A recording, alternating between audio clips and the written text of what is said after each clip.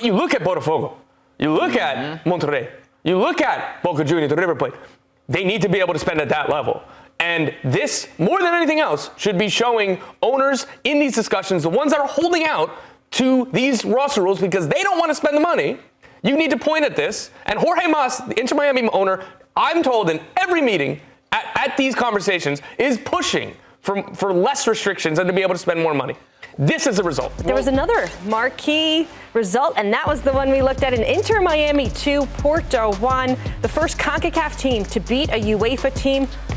What did Inter Miami prove last night? They proved that Messi still got it.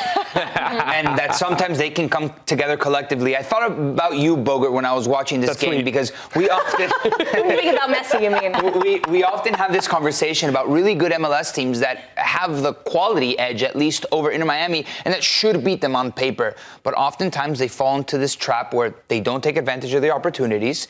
They start playing slow, not dynamic enough to stretch that Inter Miami backline that oftentimes is exposed. And then they find themselves succumbing to this Messi magic. And then when it's too late, they found themselves trailing on the scoreline and then losing. And that's exactly what Inter Miami did against a Porto side that played not like a European team, but like a really good MLS team that couldn't get the job done. And Inter Miami punished. And that's what they've been doing ever since Messi arrived. And they ended up getting this very historic marquee win, like you say, Jillian. Would you say that this is the biggest win in Inter Miami's history? Yes. In their short history, yes. I mean, the history is brief, but yeah, I think you got to hand it to them. When you look at Porto, a team who have been quintessentially a giant slayer, even in Champions League, when you come up against an MLS team, we talked a little bit about it yesterday, how it means a lot more to South American teams to come into this competition and kind of beat these bigger teams. I would put that on par with an MLS team coming up and actually being able to swing and win. Yeah, you're not wrong, but for me, it still has to be tied to a trophy. I didn't make the statement. I didn't make the statement. That was a Cupo and Nico. Like, not to you. They both said yes. No, dead wrong. No. Like, I like it to be tied to a trophy. Again, your arguments are all correct. I wouldn't push back on it super hard, but either the Leagues Cup or pick any of their wins that got them the Supporter Shield. Yeah.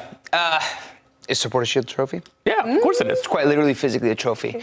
But I think, was the Leagues Cup. Yeah, I think symbolically, this win means much more, and that's why I categorize it as their most important win in club history, because it's under the eyes of the world, and Supporter Shield and Leagues Cup has eyes of two nations, really. Yes, of course, it's a trophy for Inter Miami. It was the first trophy in club history. Messi had just arrived. It was part of the Messi mania, but to kind of put some respect on MLS's name, and I know that Inter Miami just represents themselves and probably not the league.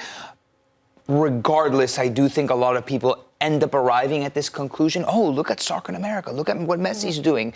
Ended up beating a European team. At the Club World Cup, the headline now in this expanded format is the 32 teams, $1 billion prize pool. You get $10 million for showing up. Inter Miami gets $2 million for this win alone. And I talk about money. Again?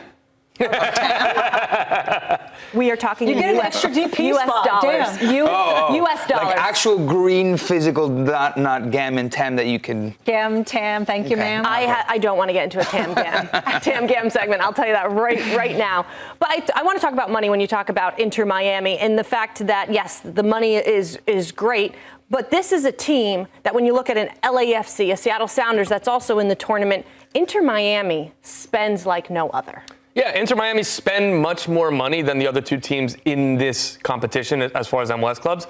And they are restricted, of course, to the designated player spots with Lionel Messi and Sergio Busquets.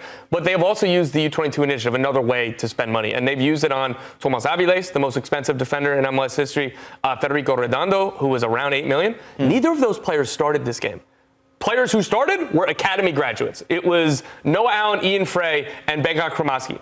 What they've done alongside spending money with giving chances to these young players in South Florida, an area rich of soccer talent, is why they're able to get by with Tomas Aviles hasn't been good. Federico Redondo has kind of regressed since last season. Normally in MLS, that sinks you because there are only so few avenues to spend money. What this shows is clubs are not going to spend like Saudi Arabian clubs. Nobody in the world, right? They're not going to spend like Premier League clubs. But you look at Botafogo, you look at Monterrey, you look at Boca Juniors, the River Plate. They need to be able to spend at that level. And this, more than anything else, should be showing owners in these discussions, the ones that are holding out to these roster rules because they don't want to spend the money. You need to point at this. And Jorge Mas, the Inter Miami owner, I'm told in every meeting at these conversations, is pushing for less restrictions and to be able to spend more money. This is the result. Well, look at even at Botafogo. Their two most dynamic players in their Copa Libertadores championship played in MLS. Diego Almada and Jefferson Savarino. Obviously, you have other players that were great, but I mean, even Gregory. I was going to say, Gregory. Miami had to get rid of Gregory because of roster rules. They did not have the space to keep him. Right. And that can't happen.